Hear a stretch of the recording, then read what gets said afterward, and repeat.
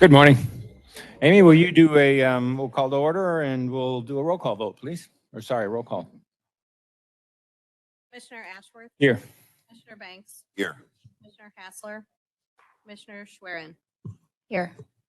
Commissioner Hassler is unlikely to be here. She is out with a loss in their family. We hope you will keep her and her family in your prayers, please. Please join us in the Pledge of Allegiance.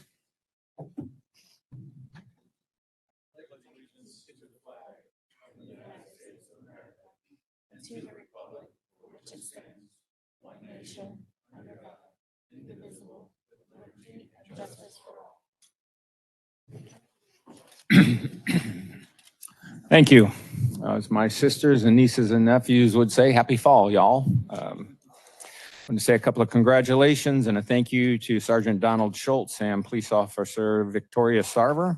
They're being recognized by ASIS today for saving the lives of a firefighter and a driver of a vehicle that was sinking in some frigid waters of a pond back in November of 22. We'll recognize them next month, but they are not here because they are at a presentation for what they will receive. Also wanted to say a personal thank you to the 15 of you who registered for Pedal the Cause. Chief, I'm sure you're aware of this, but the team of 15, by the way they showed up, the way you all showed up, I'm looking around the room to see those who actually rode, was pretty impressive. They all had the same uniform on. They stuck together to watch a team work, to watch a team be a team and work together as a team, particularly with those St. Louis County Police Department jerseys, was pretty impressive. More impressive is, so to date, you've raised about $8,100, and the way that works is that gets converted into, for every dollar we raise, it gets converted into $12. So you've raised about $100,000 when you get some of the matching in there. And that all is for cancer and cancer research at Siteman and Children's Hospital. And 100% of every dollar that you all raise stays here in St. Louis and goes directly to cancer research because all the fixed costs are under it. And so we have till the end of the month, end of October, to continue to fundraise. So if you can find it in your pocketbooks to provide some donations to some of our 15 riders, I'd be greatly appreciated. But the team, thank you very much. And especially thank you to Tim Ander for leadership of the team. We have an audit of how many miles everybody rode, please. I want to thank the team for waiting on me so that I could leave. It was impressive to watch him throughout. We rode with him. My wife and I rode with you all for a little while, but got left behind also. But to watch them ride together and cross that finish line, pretty impressive. Thank you. You two have anything else to add? Very good. Anything else for open discussion? All right. We have a swearing in ceremony. So, gentlemen, if you wouldn't mind joining us up here.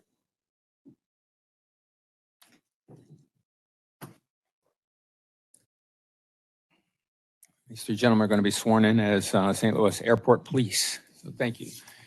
So there's going to be two things we're going to do. The first one is we're going to read the oath, and then we have to tell you the second half of it, which is your authority, right? So there'll be two bits of paper. So if you raise your right hand, and if you repeat after me, we'll go through it slowly and just repeat after me.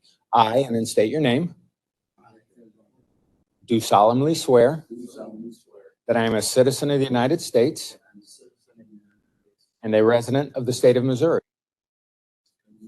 that I will support the Constitution and laws of the United States, the state of Missouri, and the charter and ordinances of St. Louis County, that I will faithfully adhere to the regulations provided in the rules and procedures for deputization as adopted by St. Louis County, and that I will faithfully demean myself as a deputized officer of the St. Louis County Police.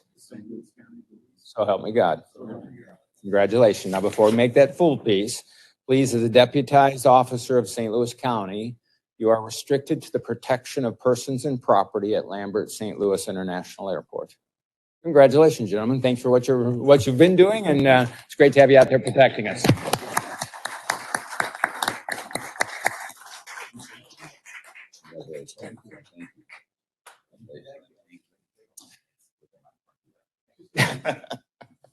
And many of you will recognize this, at least one of those gentlemen is coming off midnight. So it is, he's ready to go to bed. So thank you for all your service. Chief, I think with that, we throw some, the rest of the agenda intends to get thrown back over to you and your staff. So turn it over to you. First up, I have a promotion for Mr. Taylor Koenig, promoted from police record clerk in the drug unit to intelligence analyst 1 in the Bureau of Drug Enforcement. Taylor?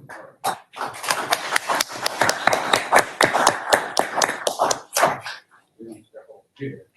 I've been directed to do so. Okay, you guys scattered.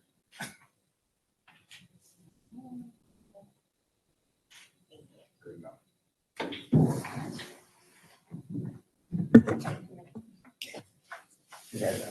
Me too. Shirley, you got anybody here with you that you want to recognize? No? Okay, all by your own? My mom's here. Oh, yeah. Nope. Thank you for Nope, just my mom. I forget my mom quite often. Purple Heart Award to Police Officer Cody Ryder. Cody?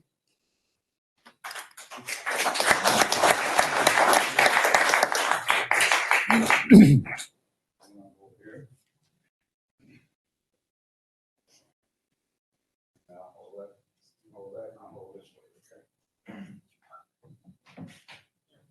you. Stand here for a minute. Kathy? Sure. Good, Chief? You're good. All right, thank you, sir. Board members, friends in the crowd, this is Cody Ryder. Earlier this year in January, much earlier, Cody got himself into a little bit of a situation. Then he ended up getting hurt pretty bad. I will tell you this briefly from the award. Sergeant Garcia, now Lieutenant Garcia, rightly identified his actions as staying through the fight, fighting through the pain of the injuries that he had. And that was, again, January 9th. He was taking part in VCI, which is our Violent Crime Initiative. Most of you know what that is already, but I'll tell you that the intent of the VCI is to conduct or initiate surveillance in an area for open air narcotic sales, stolen or carjacked vehicles, and potential gang member actions. Okay, so we're not out there; they're not writing parking tickets. Okay, it's a pretty big deal, and it's pretty dangerous. So, setting this up, a little backdrop on the award. He was hooked up with McInnes from the drug unit, and they were out. They started their surveillance over off West Forsyth, right around 270, and they spotted a car. This car certainly wasn't right. The plates were wrong. Looking down the line, it ended up being stolen. Okay, so they had correctly identified somebody to try and stop. Well, they did. They tried to stop him, and of course, the car fled. So about three collisions later, the suspect vehicle ended up catching on fire, and this was now southbound on the Interbelt from 270, just to give you an idea, right around the airport. So these Detective McInnes and Cody were right behind it, of course. Detective McInnes took care of the driver, and of course Cody had to chase suspect number 2 down a heck of an embankment over in that area. So his suspect had to jump on him and had a heck of a lead. Well, Cody gets out, starts his foot pursuit. Former college football player here, so he closed the distance pretty good, right? Yeah, he's used to closing the gap. You go, hey guys. And he realizes that a couple things. This guy's carrying a backpack, and I think we all know, what's in these backpacks. Probably some contraband. So he initiates his foot pursuit and realizes just down the hill that the suspect stops, and he's standing on what Cody finds out momentarily to be a retaining wall, about a 10 or 12 foot drop. Well, Cody engages the suspect, trying to take him into custody, and the suspect pulls him down, and they both go over.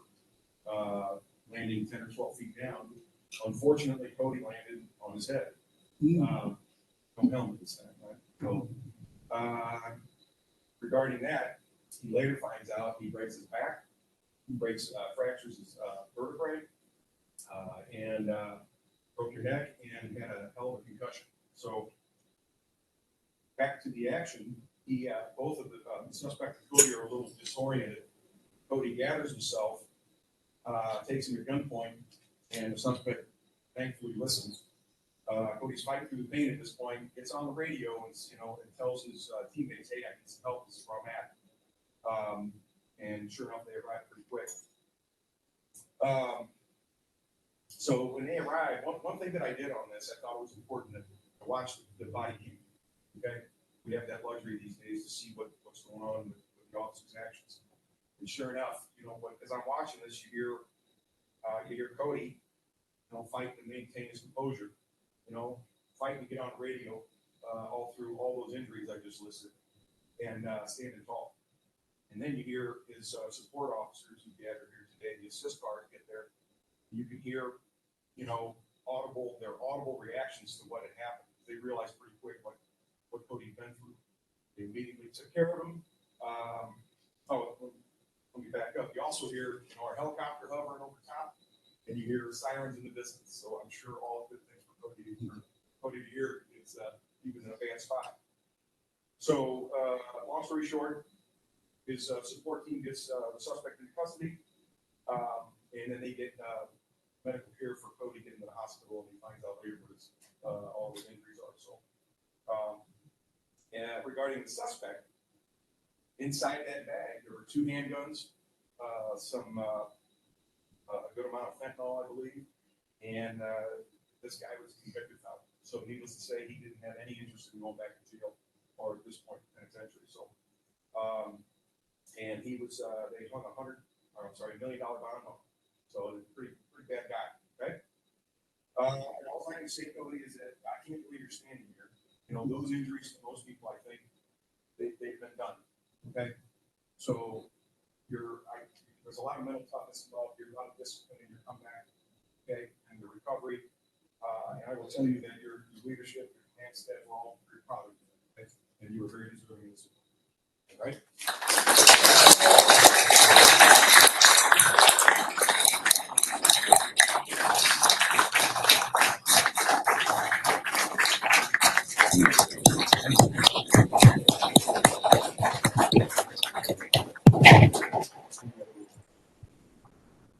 You guys now, right?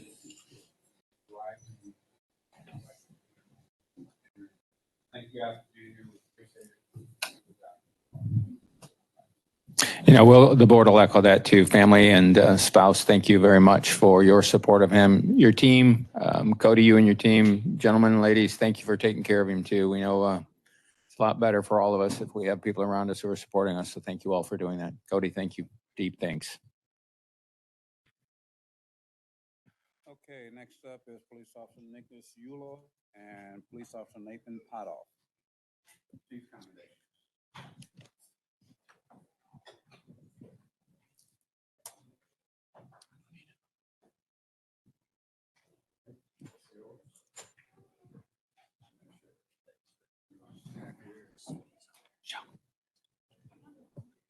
Sorry.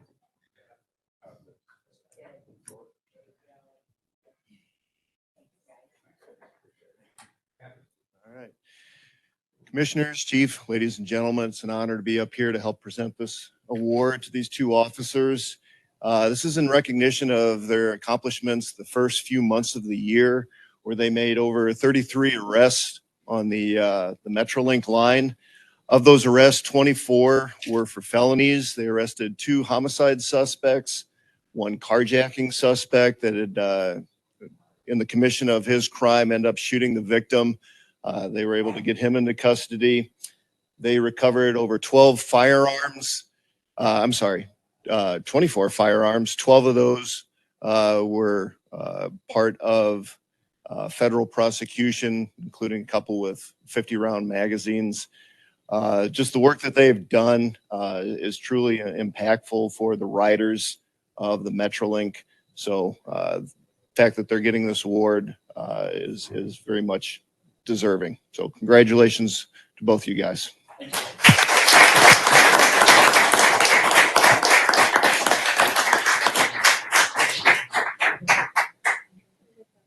I know. I don't want to lose those. Thank you. Thank you. Thank you. Did you scan him idea with you then? Go back. Go back? No, I also. You guys can hang out with each other.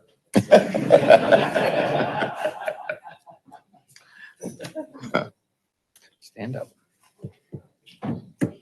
Police Officer Neil French and Police Officer Quentin Williams. Chief.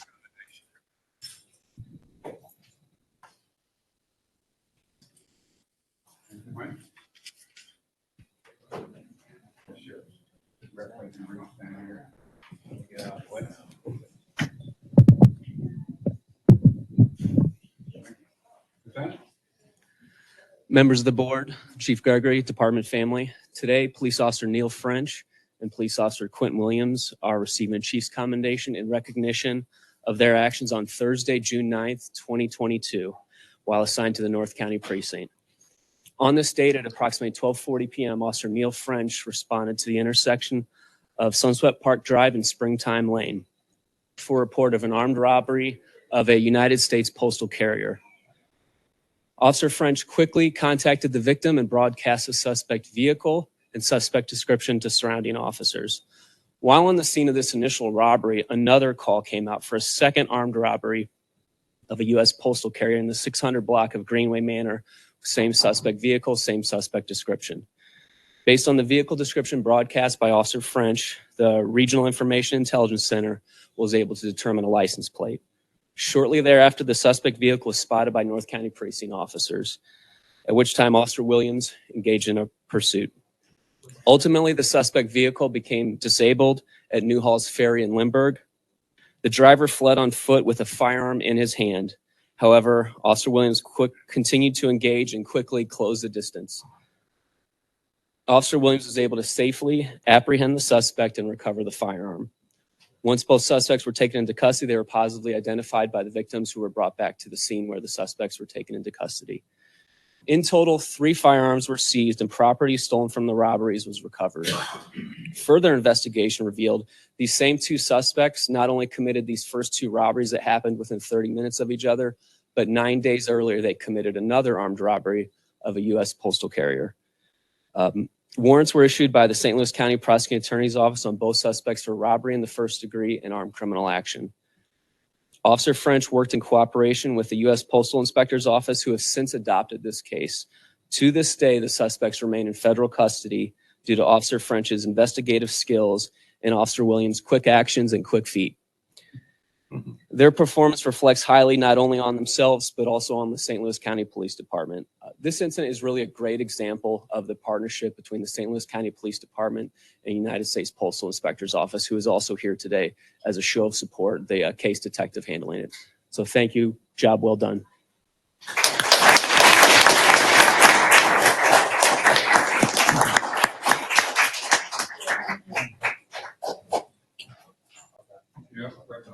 Yeah, congratulations. Teenagers, yeah. I remember. That's good. Look at teenagers in the face. That's pretty good. We're glad to be here with you. Yeah, unfortunately, I was a kid. Oh, no. Next up, we have 2 life-saving award. Police Officer Darnell Wallace and Police Officer Dwayne Knowles. Here.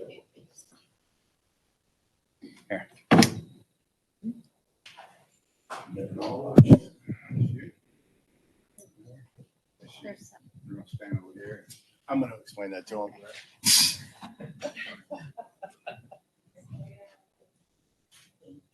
Captain, sure. Okay, ladies and gentlemen, I was going to start out with saying that this was the number 1 officer, and then when he sat down, then I was going to say that he was the number 1 officer in the South County Precinct. But these are actually 2 different life-saving awards. But it's nice to present them together because, as I was telling the commissioners, I didn't know how much I could throw into the first one and then also keep you gripped for the second one, because they're very much the same thing. Both of them received a call for a person down. Darnell encountered you encountered a much more frantic individual than Dwayne did, but they both got there ahead of the ambulance and were immediately confronted with somebody who was unresponsive. And unfortunately for Darnell, he had somebody that was yelling at him, "You gotta save him, you gotta save him." And that's exactly what Darnell did. He performed CPR on him for quite an extensive period of time until the paramedics got there, and the paramedics were able to continue that life-saving measures until he got to the hospital, and the guy lived. So right now, Darnell, you're the number one in South County. Now the new number one, Dwayne.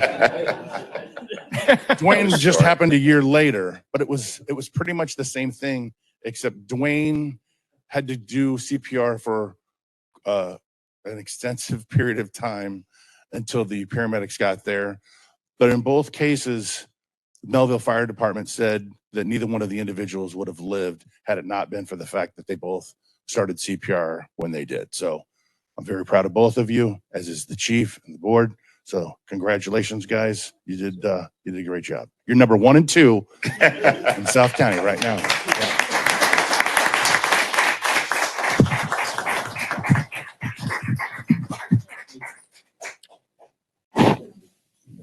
You're both number 1 and number. Yeah, I was saying, you stole my line. You got number 1.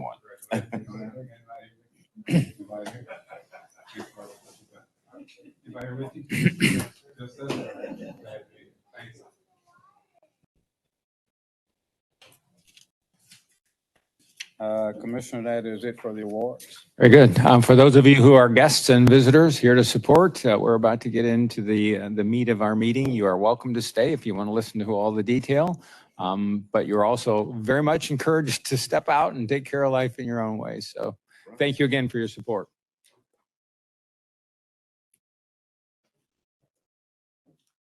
Thank you, Richard. Both of you number 1. Yeah. Thank you.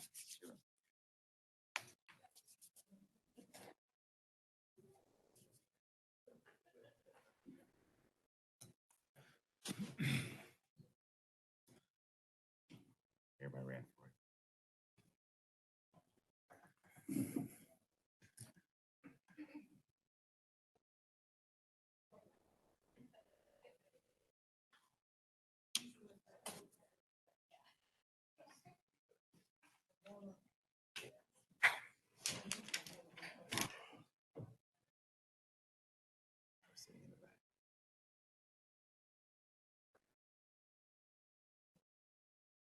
Which one? Which one? Okay. Nicole? That's it? Yes, sir. All right. For the budget report, Terry Moran. Good morning. Morning. Morning. We'll start with 2023. The salaries and fringes, the net shortage is about 400,000. Operational accounts, we see a surplus, probably about 700,000, mainly fuel, vehicle maintenance, and telephone. I want to go back to the salaries and fringes. It's only been one pay date since the last board meeting, and I want to after the pay date tomorrow, it'll have, our medical insurance starts October 1st. So there'll be a big increase with that. So I'm kind of hesitant to say too much more than the 400,000 or the 700,000. So I will look at that next week, and kind of on that, Paul from next door from the budget performance and budget management. We talked about yesterday about an additional appropriation, the emergency appropriation for the amount that they cut, the council cut. And we're going to wait until next week again, because we feel like we want to look at one more overtime and see how the medical insurance affects it all. But right now, I feel like we can probably make it without that. But like we both talked about yesterday, we'd rather be safe than sorry and not wait till the very end of the year and then have to get an emergency appropriation. Can So, can I jump in? So medical insurance, doesn't that go under salaries and benefits? yes, So it would increase our deficit. correct. Okay. Correct. So right now I'm being pretty conservative with that 405, but yes, it could make that shorter for sure. And so could overtime. The overtime was very close to what last pay date was. So the one when I said it went up, Mhm. it's still about 400,000. So it still was kind of running high. So we'll have to see on that too. I'm kind of hoping maybe it'll go down after this pay period with it being more into the fall and that. So we'll see. Terry, what was the increase on the benefits? Percentage increase on our benefits Oh, starting? on the retirement back then, it was like 32%, between 32 and 33. That was retirement. And how many And pay? we are looking into that too. Paul is calling payroll, which at the time I asked her, she was going to still go all the way through December with that high rate. So he was going to look into it after I talked to him yesterday. Maybe he'll get a better answer. And how many pay periods between November 1 and the end of the year? We still have 6. 6. Our operational surplus, does that offset our wages and benefits deficit? Is that how the county looks at it? Yes, they look at total return. That's all they care about. Okay. So, okay, so then 2024, we submitted a budget for 183 million. I'm sure you guys all saw that the county executive cut the shot spotter. That was 718,000, and that is the only cut he made. We have our council hearing on November 2nd at 1 o'clock. And that's really it for that. I don't really know, anything else, what they'll be looking at. I'm sure salaries and fringes are going to be, because we submitted a budget, including everyone, the same, full staff and that. And last year they cut that 7.2 million. So that's kind of where it stands. Any questions? Other questions, Richard? This question is actually for the chief, Terry. Chief, when do we have a chance to get in front of the county council and or whomever to advocate for shot spotter? I know they've opted to cut it. We know there's dialogue around this. I'm sure that's going to be well discussed on November the 2nd. As far as the shot spotter, I've had some contact with Chairperson Shalonda Webb about this. Obviously, she wants it, and obviously it's been cut out of the next year's budget. So I'm sure that'll be a hot topic of discussion on November the 2nd. And will you have an opportunity to be there and influence, or will you have a chance at some point to influence? Yes, sir. Lucky me, I'll be in the middle of both of them. Thank you. Good.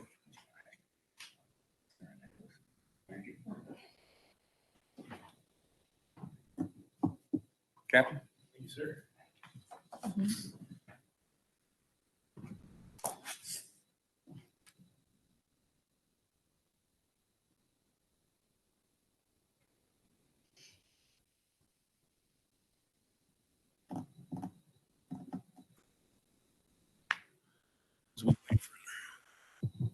Looks like they'll be pulling this up here in a second. A little bit backwards. I've never seen that.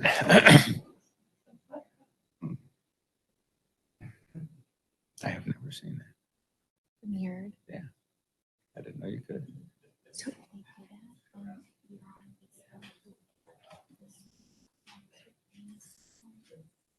You could reverse the camera and present. I've just never seen it done that way. Interesting. All right. Yeah, I promise that mine is. To everybody who's watching. All right. All right. For those of you who are parents and you have eyes in the back of your head, we should be able to read it. Is that all right? Yeah. All right. Go ahead, sir. Do I have to read it like that? Yeah. Yes, sir. All right. All right. I can give you the numbers. Obviously for our crime statistics, again, just to put the context here, this is January 1st of this year through September 30th of this year. So our citizen complaints, we only received one last month, so those continue to be down overall. Internal investigations down as well. Of the 102 total for 2023, only 6 received in the month of September. Uses of force continue to be high, as we saw from January and February, but the increase is minimal compared to where we were last month. Last month, we were at 28.6% increase. Now we're at 28.9%. And we had a total of 28 uses of force last month. Nearly 72% of all uses of force year to date are from physical restraint. Our accidents are up 1.6%, so minimal numbers, 129 this year as compared to 127. And employees at fault, 32% year to date this year as compared to 44% year to date. Again, once again, showing that more circumstances have been out of the officer's control when driving the vehicles. Our vehicle pursuits, we continue to lessen that gap. If you remember, in March, we were plus 300%. Again, to put it into context, we only had 7 pursuits in all of September, even with the 174 documented failure to yields. And 75% of those pursuits year to date have started in either North County or Jennings. And as I noted, so the failure to yields, 2311 total for the year. And, oh, we're back up. 2311 for the year and 174 of those in September. Any questions about any of that before I move on? So our highlights, again, this is just for the month of September. The 796 arrests were up from August. Guns seized was decreased from 112 to 89, and our DWIs fell from 68 to 45. As we've noted over the past few months, most of our DWIs are generated from our highway safety unit. There was about 2 weeks out of the last month that they were inoperable, one for the golf tournament that they all worked, and then a bunch of training that they were all at. So obviously, when you take 2 of the 4 weeks away from them, 45 is still a very good number over that span. So when we get to year end, so January's board meeting, can you give us not only the December numbers, but year-to-date numbers on that slide too? Total guns, total. That'd be great. Yep. Great, Easy. Yep. And then we threw this up there last time, again, just to keep it up there through December, because this voucher is good, where folks can use this 2 times. It's basically a free $10 voucher from Uber, teaming up with MAD. So before you move on, same, and I don't remember whether Commissioner Banks, Commissioner Schwerin, or Commissioner Hassler asked, how's the community being made aware of that? I will share as a citizen, I've never seen this other than sitting in this board meeting. Well, we share it on our social media. I can't tell you what MAD or Uber does, but as a police department, we have shared this on our social media. Thank you. All right, when we get into the actual crime data, the crimes against persons, we remain down in homicides for St. Louis County in our contracts, 33 year to date as compared to 35 last year. Our aggravated assaults overall are, where are we at? Up just 0.3%. And really it's 1142 to 1139, which is just 3 crimes is pretty crazy year to date, over 9 months. And that's pretty much it of note that we haven't touched on in the past few months. Does anybody have any questions about any of that? So our homicides, 6 homicides this month, 5 were within St. Louis County police patrolled areas. The other one was a request from Ferguson that our crimes against persons handled. 45 homicides for crimes against persons for the year, and that includes all municipalities. We have a feel for why the slight uptick in homicides in September? As far as 6 for the month? Yeah. I mean, I couldn't tell you. I would assume that I haven't delved into that number. I'm sure that Crimes Against has. I mean, comparison from 22 is 4 to 6. I know that 2 homicides is a lot. Obviously, we don't want any, but I don't know the motives or the background. I have the access to those reports and those detectives. Okay. Domestics. And I don't know what, how many of those domestics of the 4 from last year were domestic related as well, but we can definitely look into that. For our property, the robberies overall continue to be down 4.7%. Our motor vehicle thefts, which we noted from the past few months, luckily continue to be down as well, almost 18%. But again, we know about the Kia and Hyundais that spiked again in July and August of last year. So those numbers were going to be high, and we knew that we would get that reduction at some point. And then overall, crimes against property down nearly 11%. Crimes against society, again, nothing really jumping off the page from the past few months, other than I continue to note the DWI is up 30%, 500 total for the year, the great work that the officers are out there doing. Weapon law violations are significantly down. Is that tied to anything? Ellie, do you know anything about that? Not really. Weapon law violations are usually like the shot spotter when they find shell casing or stuff like that, but there's no trend really.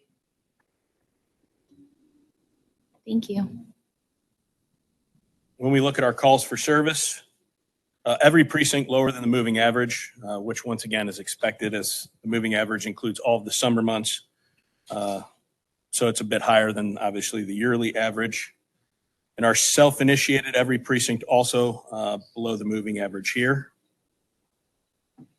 Sir, before you leave those last 2 slides, question probably more for the captains of the precincts, those of you who are sitting here. Do those slides that whatever's pertinent to your requisite areas, are those shared with your mayor or your city councils or whatever? Does that information get disseminated out so that the councils are aware, mayor's aware, whomever, whatever your legislative bodies are in the areas that you're supporting?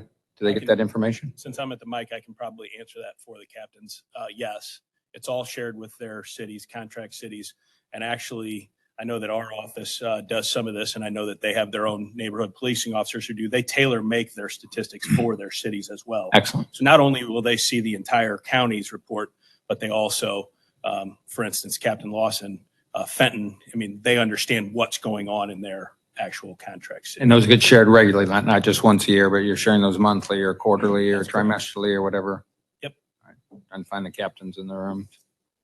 Thank you. That's correct.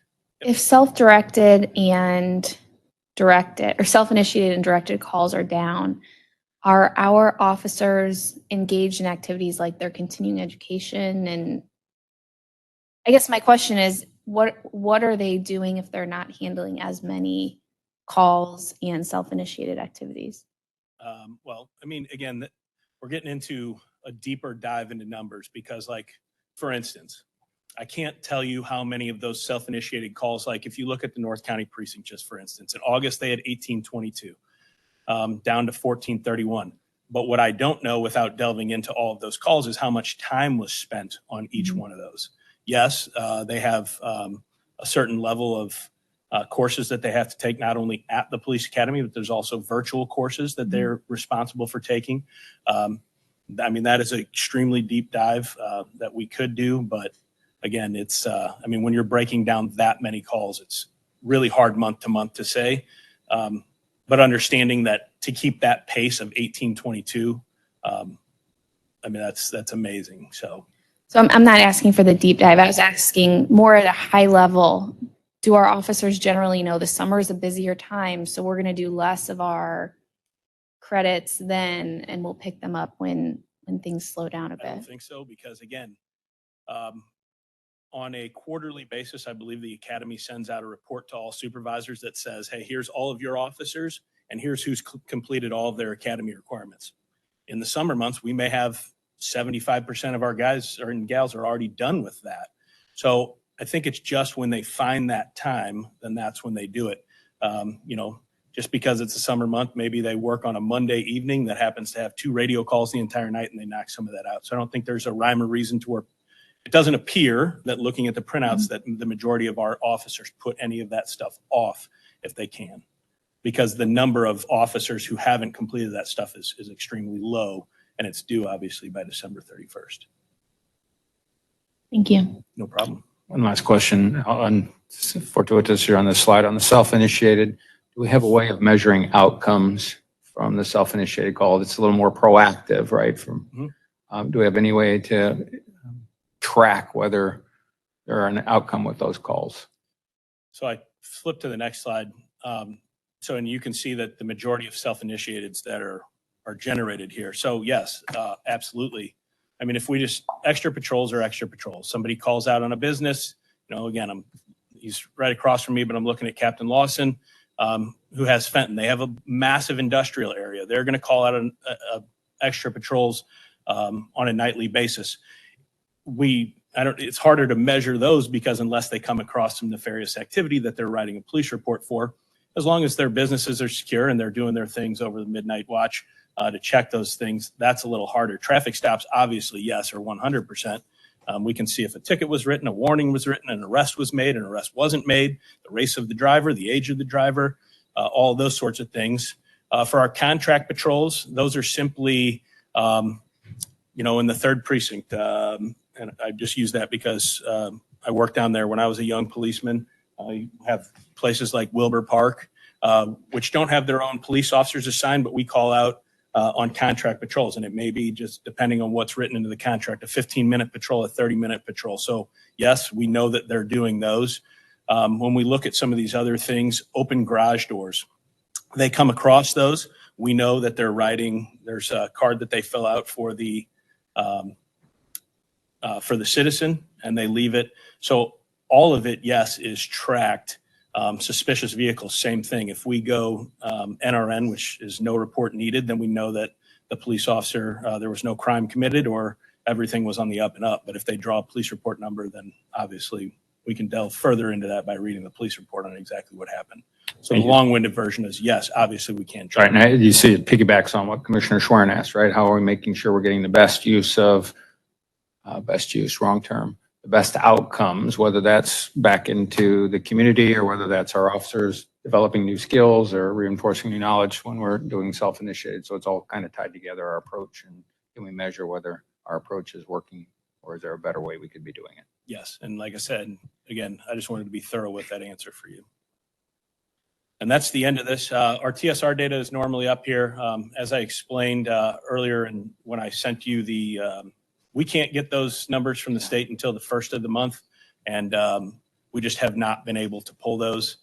As I mentioned last month as well, the TSR committee, myself, Colonel Cox, and Captain Means will have to have a scheduled meeting in October to discuss last month. So come the November board meeting, we'll have an update, and hopefully it's what we've seen for the past 2 years, which is no outliers amongst our police officers. Excellent. Thank you. Before you can probably step away. I'm not sure who the question would go to. Lieutenant Colonel Lohr, if he's still in here, can you give us a quick update on the CAD transition? We're seeing a lot of emails on, the system transition over. It looks like he stepped out. Sorry about that.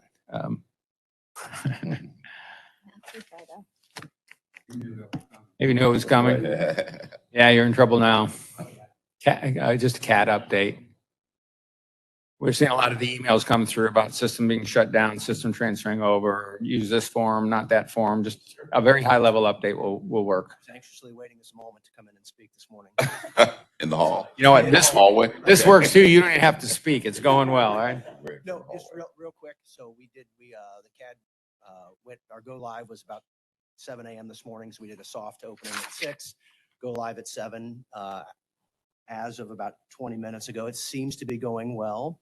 I think we have some interface issues that we're working through, but overall, very positive at this point. Excellent. So you can go back and wait in the hall then for the next time you get that. With the question back to you, Commissioner Schwerin, about what these guys do when they're not getting the radio calls, the self-initiated calls, instead of them taking a break because they've been working their butts off like I don't know what, these are the things that they do. So it's not like they're taking a break from it. So. Oh, and please understand, my No, question wasn't suggesting that they were. No, Okay. I didn't mean that at all, but just to show the initiative of our guys out there.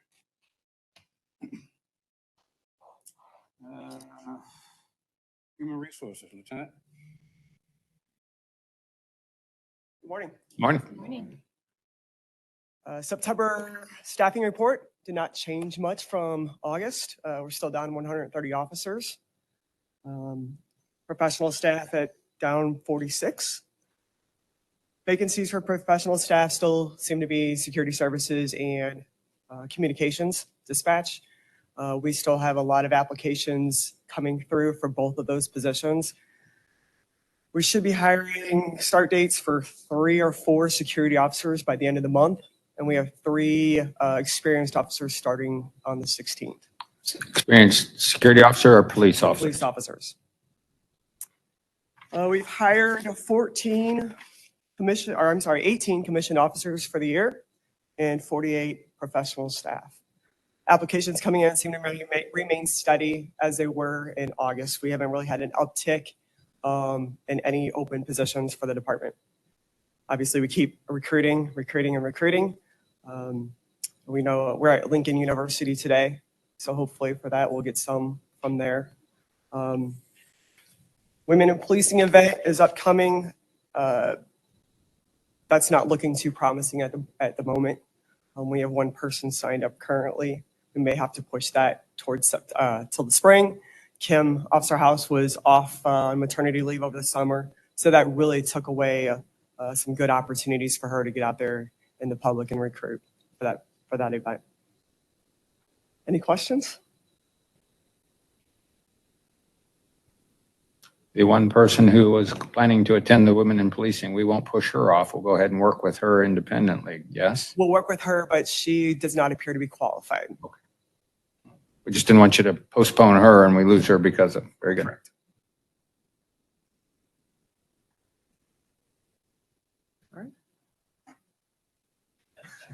All right. HR director? Yes.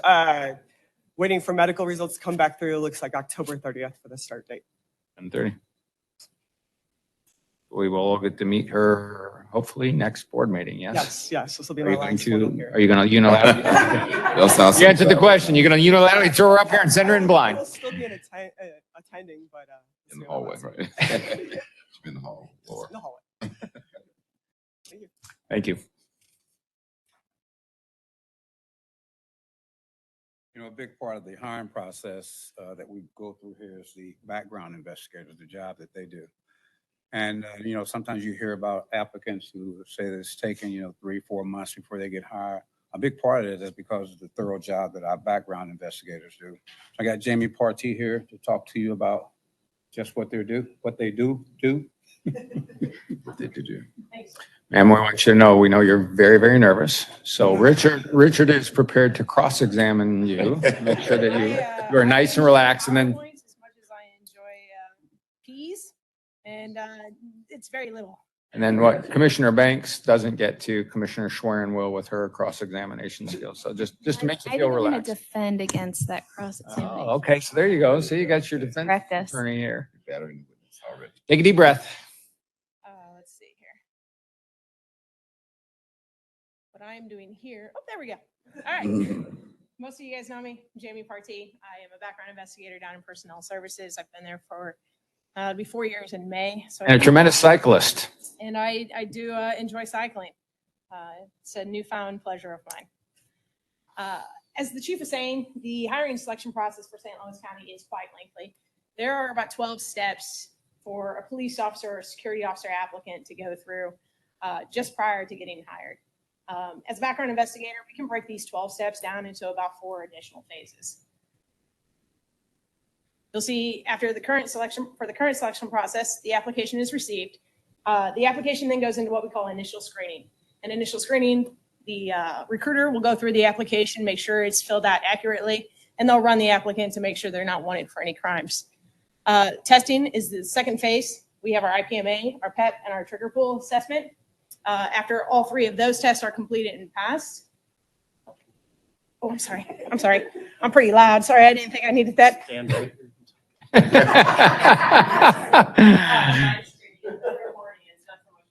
Okay, sorry about that. After all 3 of those tests are passed, there's a PT assessment. That is one of our more difficult assessments for the applicant to get through. We actually lose quite a few applicants are lost in that phase.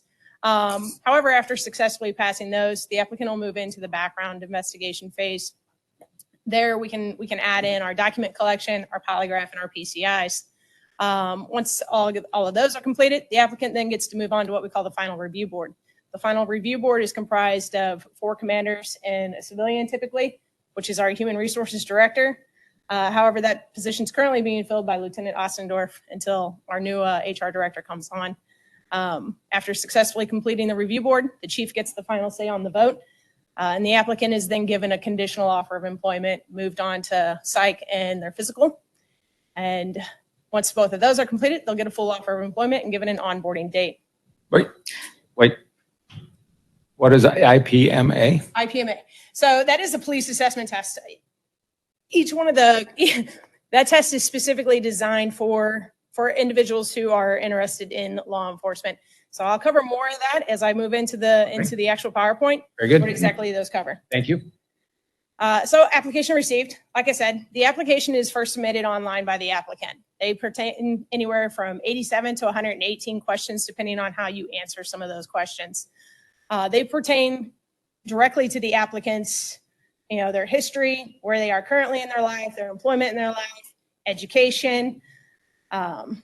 There are some law-related questions on there. What's your criminal record look like? Things like that, drug use. Once the application is received, it's then sent off to one of our recruiters. So the first one's to assess that application. They'll look at the application to make sure that it's filled out accurately. A lot of times these applications have to get returned. They are lengthy, but unfortunately, all of the information that is asked that you provide needs to be filled in full. I don't know you. If you turn in your application and you don't put your jobs on the application, I don't know who you are. I don't know who I need to contact to see where you worked. I don't know who I need to contact to see where you went to school. Unfortunately, all of these positions require you to have some type of education, whether it's a high school diploma or a GED.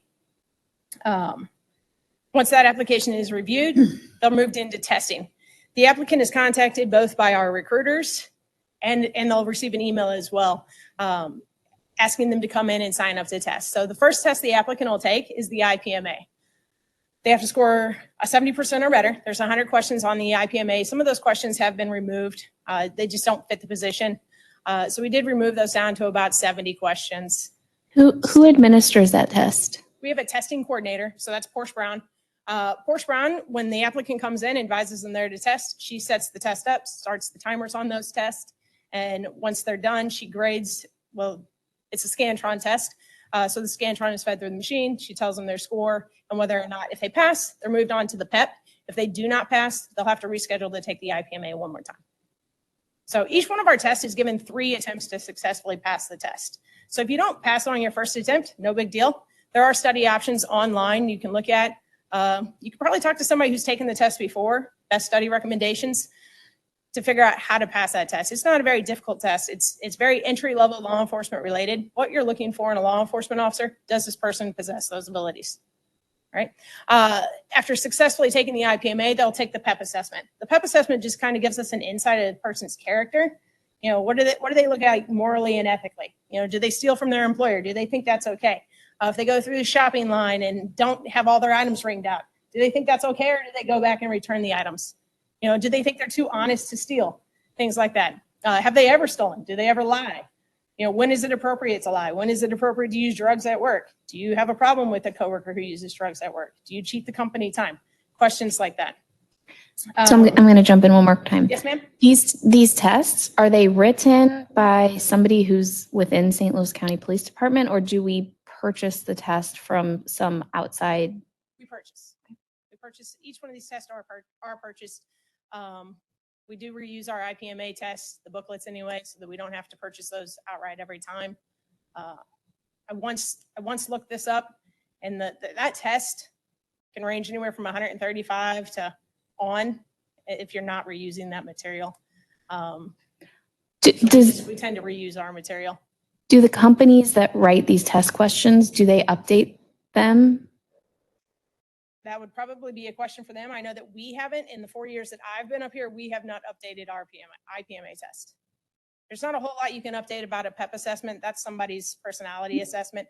However, that IPMA, probably could be updated. Like I said, We haven't ventured away from those questions. We haven't updated and created our own, but we have gone over the test to say these questions don't fit what we're looking for. So we cut them down from 100 to 70. Okay. And would you have the new HR director, since you've kind of punted to her already, give us an update on whether the IPMA is updated periodically? Yes, I think it's a yes, great sir. question. Thank you. Hope I really didn't pump the HR director. I really like my job. So the trigger pull assessment, we implemented this after we started discovering a lot of our applicants were having a problem once they got to firearms. Security applicants and police officer applicants are the only ones that do the firearm assessment. And that's simply because we were sending security officers down who had never worked in any type of law enforcement specific job.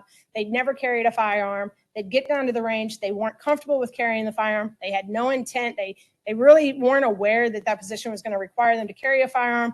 And they were unable to pull the trigger the desired amount of times to successfully complete that qualification. So the trigger pull test it's rather easy. The firearm is disabled. Jason Dyke did that for us. It's completely disabled. The firing pin has been removed and it will just steady fire. They'll have 1 minute to manipulate the firearm with both their strong hand and 1 minute to manipulate the firearm with their weak hand. The desired amount of trigger pulls that we're looking for on each hand is 25 trigger pulls. Very rarely do we have an applicant come in that they cannot meet that 25 trigger pull assessment. However, when they do, we have an option for them. So in backgrounds, we've gone out and we've purchased hand strengthening devices that you would use for our firearms. We've purchased, can't even remember what all they're called. They're these really cool egg looking things, and they're kind of made out of a gel. But the design behind them is to strengthen not just the one muscle, the finger muscle, but to strengthen the grip as a whole. So if an applicant is struggling with that, or if we have an applicant within our agency already that we know is going to have an issue when it comes to firearms, we loan them our tools and hope that they are able to use them to become successful in this portion of the test. Any questions? Physical testing. This, like I said, is where we lose a lot of our applicants. As you can see, male and females are asked to complete the same assessment. They'll do a 1.5 mile run, push-ups, and sit-ups. The only thing that changes is based on the age of the applicant and the gender of the applicant. The scores are expected to be a little different. Women on the short end have 5 minutes and 15 seconds to complete a 1.5 miles, and on the long side, they have 19 minutes and 10 seconds to complete a 1.5 miles. Men, on the other hand, have 12 minutes and 29 seconds to complete a 1.5 miles on the short side. And on the older end of the spectrum, they have 15 minutes and 40 seconds to complete it. And that's likewise for the sit-ups and push-ups. Each one of those set numbers changes based on the age of the applicant. Each of our tests are completed inside at the academy. They'll run on an indoor track. And then the push-ups and sit-ups are done down in the gymnasium on the floor. So, background investigations. This is actually kind of the longest portion of the whole process.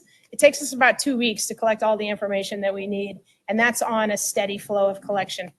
In the past, we were sending out all these letters before the applicant ever even made it to testing, and we were spending just on letters anywhere from $50 to $70 sending letters to people's employers, and then they didn't even make it through testing. So we've wasted on that end $70.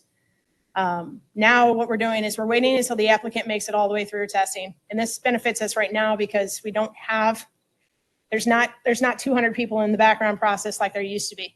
We'll have 30 or 40 at any given time. So we're able to do this. But once the applicant makes it through the testing phase, the background investigator now goes and creates those letters and those documents, and they send them out to the applicant's employers and family members and references. We also get them back in a rather quick response because instead of using just snail mail now, we're using actual emails. We're asking them to fax or email their documents back. So while we mail it to them and it might take them 3 to 7 days to get that letter, we get it back in about 24 hours from their return. And in all honesty, aside from just the cost of the letters, in today's society, we're a whole lot faster to send an email versus sending something in the mail, having to run something down to the post office. Every applicant is contacted once they make it into this process. The investigator goes over the content of their application with them again over the phone. There's a couple questions that we'll ask them that we'll ask a bunch of times throughout the process. The number one being the drug policy. St. Louis County has a pretty strict drug policy. And by strict, I mean, we just don't want you to use drugs for 1 year. All right.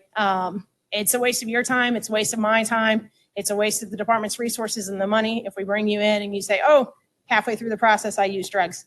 Well, you're not a valid candidate for us, especially if it's been within the last year.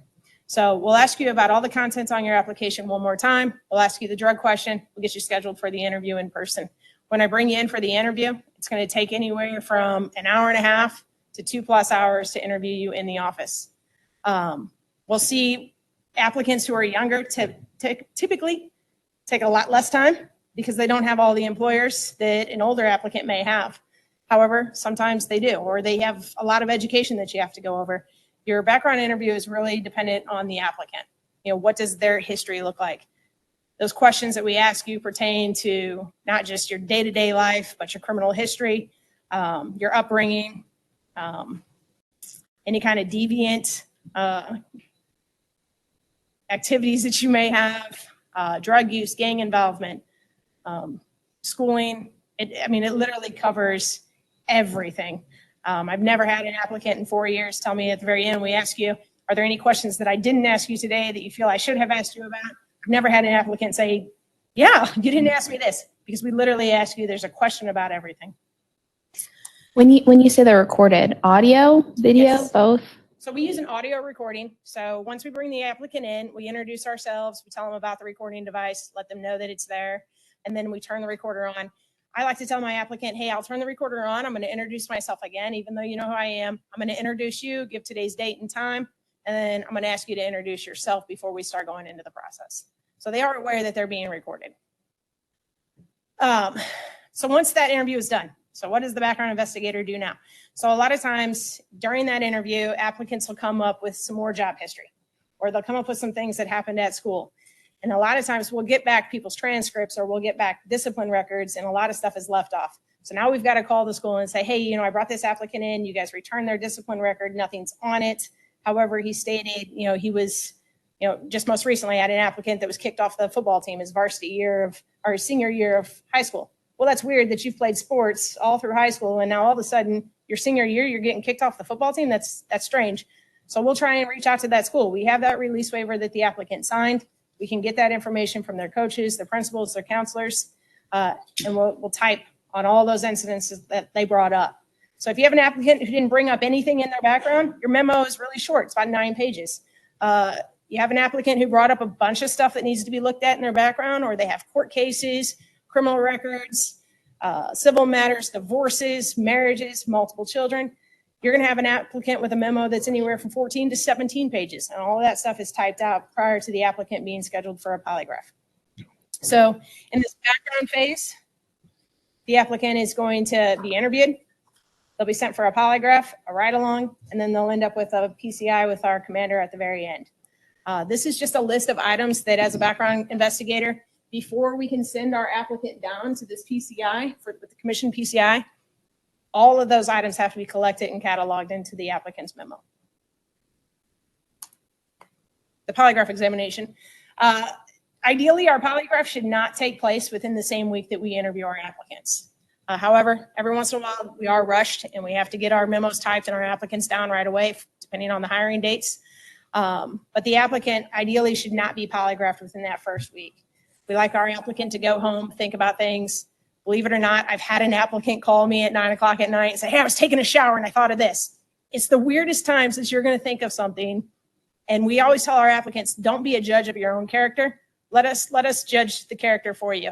Because a lot of times if we write about it, we can work through the process. So as long as we know prior to you going to polygraph and we write about it or we dictate it to the examiner, there's not a whole lot of problems that we can't work through. The results of the polygraph are taken in with a totality of the applicant's background.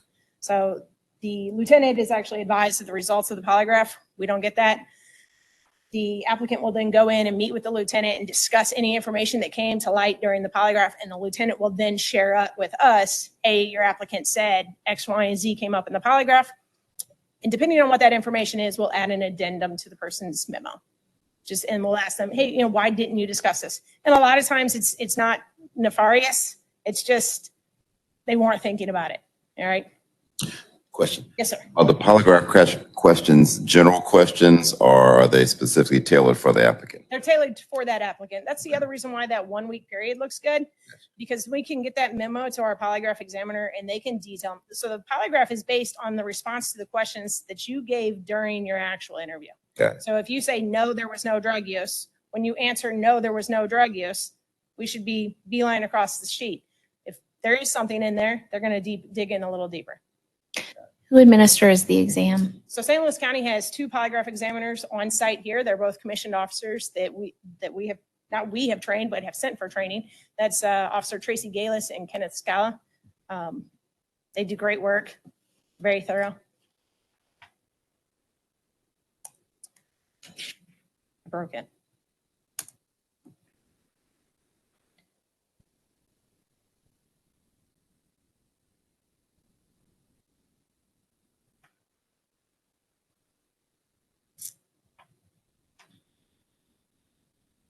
So I don't really know what happened. So I'm just going to keep on going. We can do about that maybe later. It's here, it's just not there. Like I said, once the polygraph is done, the results are given to the commander of the unit. She'll go over everything. It's also during that PCI. If the applicant successfully completed polygraph, or there's nothing so egregious in the polygraph that we can't work past or document in an addendum, the applicant's given their final review board date at that meeting as well. The applicant will then come back into our office and we'll kind of coach them on what to expect during that final review board. Each one of us that are commissioned and some of us that are professional staff have all gone into that final review board. It's intimidating. But, you know, we kind of walk the applicant through what to expect, what to look for in that interview so that they're not so worked up and terrified themselves. The final review board. This is the last phase in office, if you would. I was really broken. The final review board, like I said, it consists of 4 commanders. They're typically lieutenant and above. We don't get a whole lot of lieutenants unless they're filling in for a captain, but they are typically lieutenant and above, and then the director of human resources. Like I said, for right now, that's Lieutenant Ostendorf is standing in those places. They'll all evaluate the applicant based on what is written in their memo. So at that point in time, the applicant will have the ability to kind of give reasoning behind some of their life decisions, their life choices, if you will. And they'll talk about why they want to be at the place, you know, hypotheticals. You know, you say you've never gone hands-on with anybody. Do you foresee that being an issue? You know, what would you do if somebody did this? You know, little scenario-based things, all law enforcement related. Each one of the commanders then gets the ability to yes or no their vote. The lieutenant or the director of human resources dictates those votes and then is handed off to the chief, who has the ultimate say.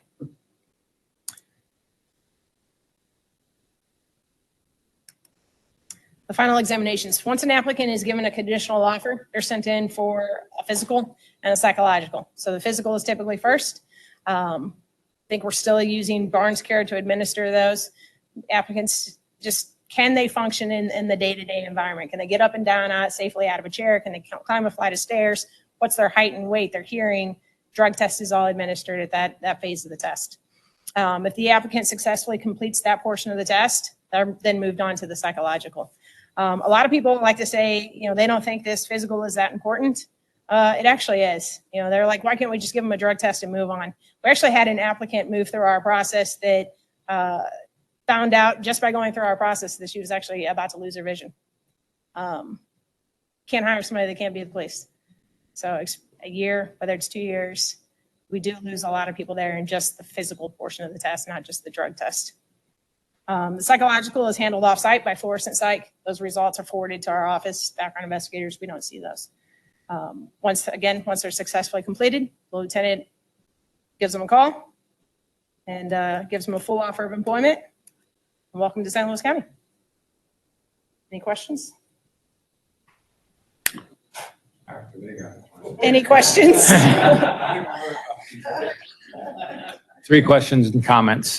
First one is if Commissioner Banks were to give you a polygraph right now, would you admit to being very nervous or would you admit to being, yes, still? Oh, yeah, absolutely. All right. Now I'm pretty comfortable. Yeah, you should look like it. That's why we're teasing you a little bit. And by the way, part of this is a dialogue. She mentioned to me before the meeting that she was very nervous. So it's a bit of a play here. We tried to calm her down. Terry's familiar with this, right, Terry? It works.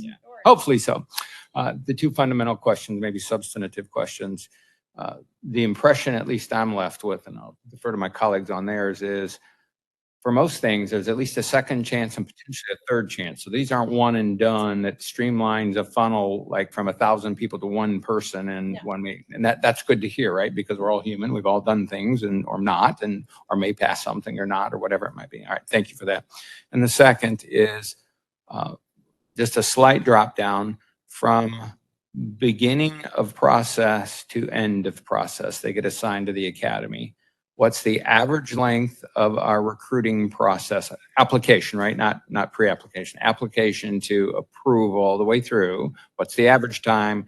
And kind of what's the minimum based on I've got a pure background, and what's the maximum based on I've got a bloody background? So in all honesty, we've been trying to expedite that process as of recently. You know where we're Last going. year, we've started, the process used to be Commissioner Ashworth submits his application. He sent an email suggesting that you sign yourself up for testing. So what we found is, we sent you that email suggesting that you sign yourself up for testing, but you never did. You never pulled that final trigger to get the process started. And that relied solely on the applicant. So now what we're doing is, call it a push, call it a shove if you'd like. We actually will reach out to the applicant, ask them first, hey, when are you available? If they don't give us anything, we assign them a date. We call them and say, hey, this is your date, this is your time. You need to show up, you need to take this test. That's helped us tremendously. I don't know if anybody looked at the queue last year for NeoGov, but we had 130, I think it was 138 applicants just sitting in queue for testing. And what they would do is right before their application was to expire, they'd sign themselves up for something, starting that process all over again. So we emptied out that queue just by having applicants come in and force them, if you will, to take that test. If the applicant doesn't call you, that's not to say that you can't call and reschedule that test. But if the applicant doesn't call you to cancel that test and to reschedule it, it's considered a fail. And we're doing that with all three of our phases. So whether it's testing, it's PT testing, it's to come in for the background investigation, because yes, believe it or not, people do make it to that phase and say, I'm not coming. And then they just don't show up for the test or for the interview rather. And we'll call them and say, hey, you had an interview today, you didn't show. They're either not interested or they just haven't really made that decision mentally in their head that, hey, this is a process I'm going through. So we have kind of lit the fire there to kind of push people through the process a little faster. And I would say that a good applicant from start to finish could probably, from application to receive to hired to their review board, a good applicant can make it through the process in about a month. A terrible applicant that is, and it's not to say that they're terrible, but an applicant who's struggling with the testing process or struggling with the physical, like I said, that is the hardest test. Those applicants are going to take a little longer. We suggest, if you come in and take the PT testing and you do not do well, we don't tell you to come back and take it on Friday. We're not going to set you up for failure by asking you to come back and achieve the same results 7 days later. We want you to give yourself time to achieve better results. And we tell you, hey, next month, why don't you try for next month? Take this test again and see where you're at. We've also instituted a pre-fitness program. So applicants that we know are going to have a problem with the testing, we tell them, hey, we have this pre-fitness program. Sign up for it. Come take it. You can work out at our academy for free. Our instructors are putting it together for free. We're not charging you. We just want you to make yourself a better applicant. So if they're taking part in that process, the physical assessment, the building of it, we can get an applicant done rather quickly. They have to invest in themselves just as much as we're willing to invest in them. Thank you. So I think we heard the shortest is about a month. And you said a lot longer. What's a lot longer? Give us some sort of stick in the ground of 3 months. Well, an application is valid for 6 months. Okay. Thanks. Good enough. Close enough. Yep. And the average would be somewhere between 1 month and 6 months then. I would say. All right. Thank you. Anything else? No, sir. Thank you. Thank you. Well done. Deputy Chief, thank you for your guidance too. I have a birthday gift here, Commissioner. This information brought to my attention by our department historian, Colonel Klein. I saw him out there then. Don't worry about it. But he keeps us abreast of a lot of things that's happened in this department throughout the years. And this birthday gift here is the 60th birthday gift to our record. Our record room was established in 1855, at the same time our department was established. They became the Police Central Record Room located at 18 North Merriman. And at that time, it was a very small office. And the record clerks worked and kept all records on 3x5 cards. That's, so 3x5 cards. And that's how all the information was gained, based on those cards. So at one point, they moved out of there, they got bigger. 6 years over this period of time, the record room hours they moved to this location. The record room is responsible for criminal history record checks, police records, traffic accident reports, sex offender registration, concealed carry permits, fingerprinting services, and security officer license. So they're responsible for all of that. Right now, they're in our budget at a cost of about $2.2 million just for the record. Their house is about 37 employees, and this birthday gift to Records Guardian Victoria. One, it doesn't matter. And I was, this is specific for you for the job well done on the 60th birthday. Belated.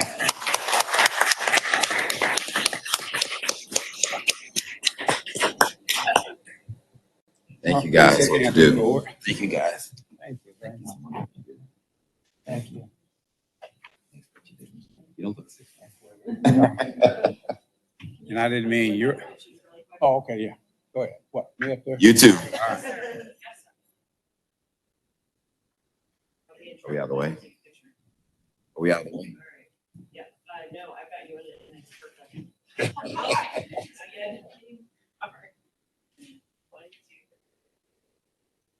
Thank you, guys. Appreciate it. And I didn't mean you're sick. Let's say the record run. The belated 60th. You know, it's a shame when I stand up and say I'm older than the record run. Oh. Keep that to yourself. Anyway, one last thing, Commissioner, you asked me to give an update on the recent attacks, the Hamza over Israel that occurred over the weekend, and just give you some information of our proactive activities as to what we've done for the police department. One of our poll cameras, we set that up in front of the Jewish Community Center once this event happened. We had a meeting yesterday with Jordan Carter. She's the director of the Anti-Defamation League. And that meeting was scheduled long before this event. And I talked to Ben Grandler this morning, and there was not much discussion as to what was going on over in Israel at this particular time based on that meeting. We had one vandalism incident over the weekend in Crystal Park in South County. Several swastikas were spray painted on the playground equipment. The incident is being investigated by members of the Fusion Center. Grandin was in contact over the weekend with Scott Biondo, Jordan Cordish, and Karen Orosity, former ADL director, current director of administration for St. Louis County, to assure them that we are taking a proactive and engaged approach toward the incidents that happened. The Intelligence Operations Bureau, as of this morning, is monitoring the social media for any potential threats. Have not had none at this time. And we are coordinating with FBI, Department of Homeland Security, who are currently monitoring the situation in Israel. And there's currently no specific information, intelligence indicating a threat to the United States. So that's where we are with that event that happened over the weekend. Thank you. Is there the broader threat to the United States? Obviously, this is relatively new to many of us. Is there a protocol that that works through threats and viable threats and realistic threats that would eventually get filtered down to us if they sense something here in the county? Normally, anything significant like that will come through the Fusion Center.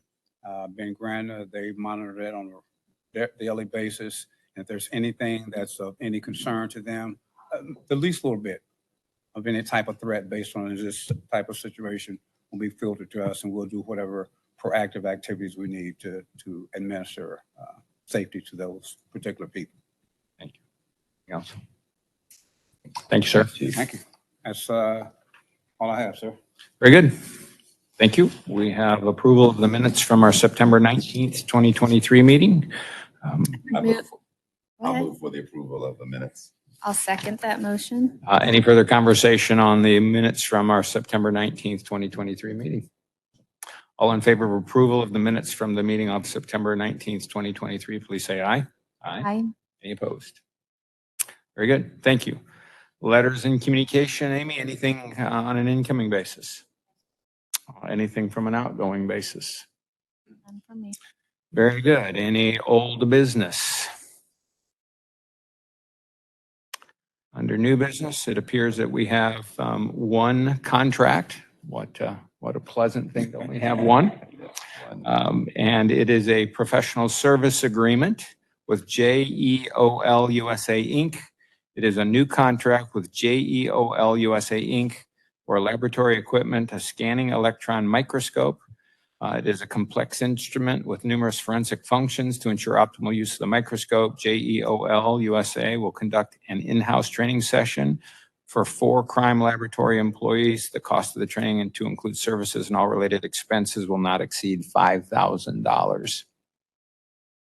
I'm not sure the protocol around this. Chief, the funding for the equipment in the first place? Or Deputy Chief, looks like Chief stepped out for a moment. I don't see Lisa in the room. Oh, there you are. Sorry. I thought you stepped out. Where'd the funding for the equipment come in the first place? In their budget, right? Thank you. All right. Thank you for that. May we have a motion to approve the professional service agreement with JEOL USA Inc. for the scanning electron microscope? I move we approve this contract. Second. Any further conversation? All in favor of approving the PSA with JEOL USA Inc. for the training on the scanning electron microscope, please say aye. Aye. Any opposed? All right. Thank you. That was pleasant. I like that. I love it. Yeah, no doubt. Anything from a public perspective? Nothing? All right. May we have a motion to move to close meeting? First, you have to read. Oh, I thought I did that last time and I thought I had to do it the inverse because last time I read it and said, no, we need a motion. It's okay. Either way, I'm good. Yes, she must be. Thank you.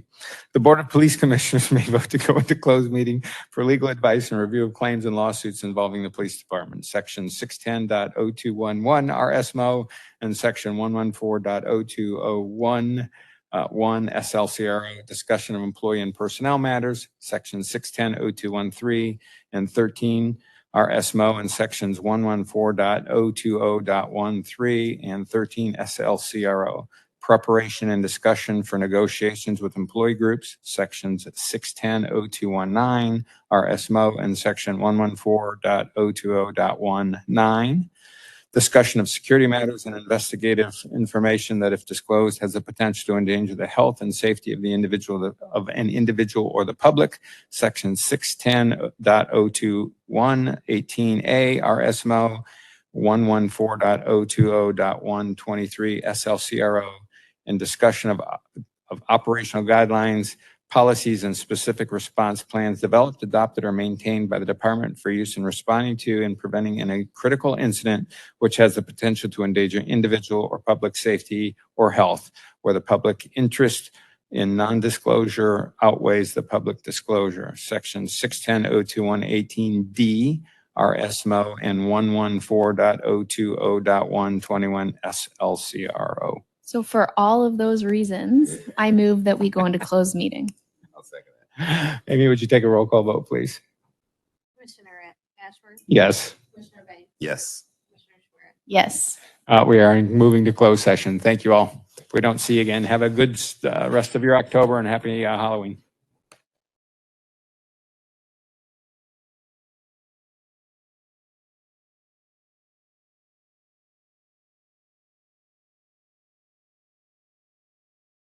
Session, and that vote was to return to open session. And that vote was unanimous with 3 of us that were in attendance. All right. Any additional business? Anything else that we need to discuss?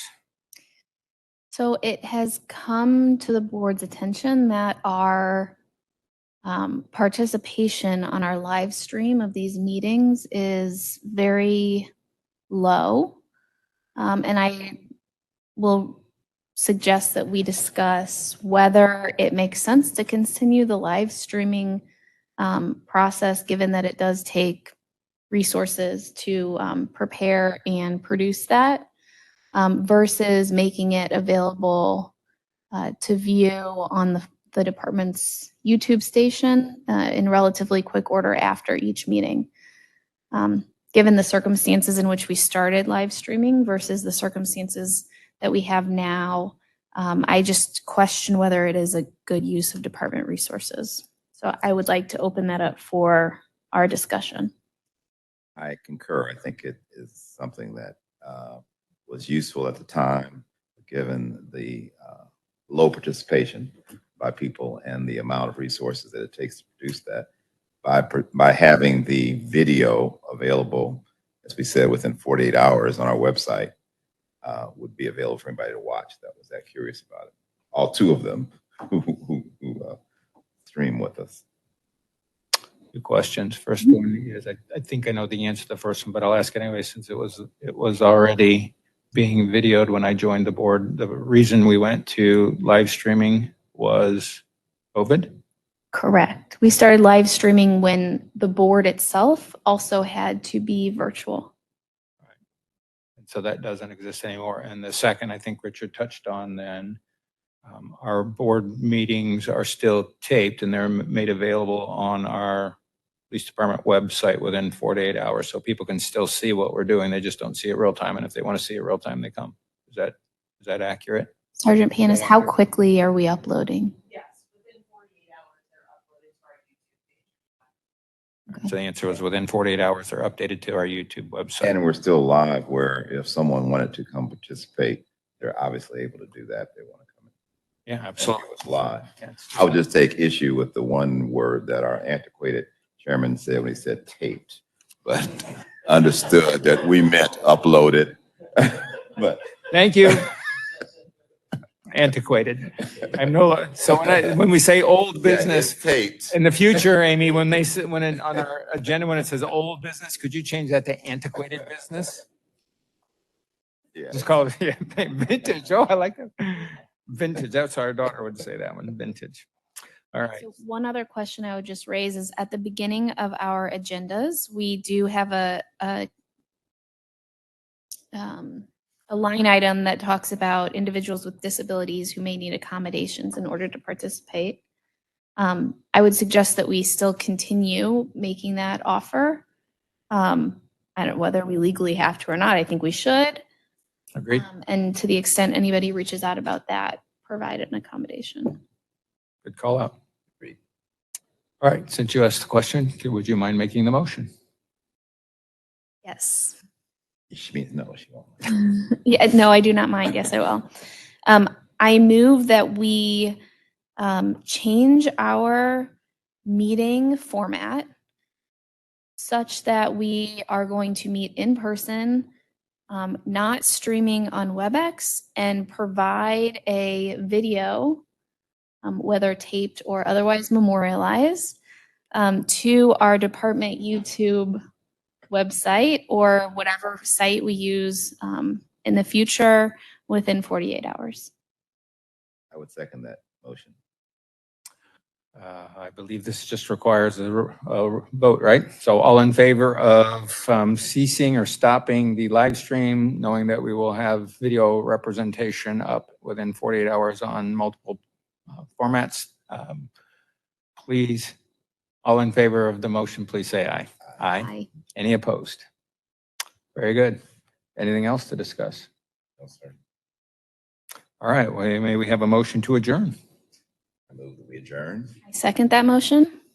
Amy, would you roll call vote, please, for adjournment? Commissioner Ashworth, Yes. Commissioner Banks, Yes. Commissioner Schwer. Yes. We are officially adjourned.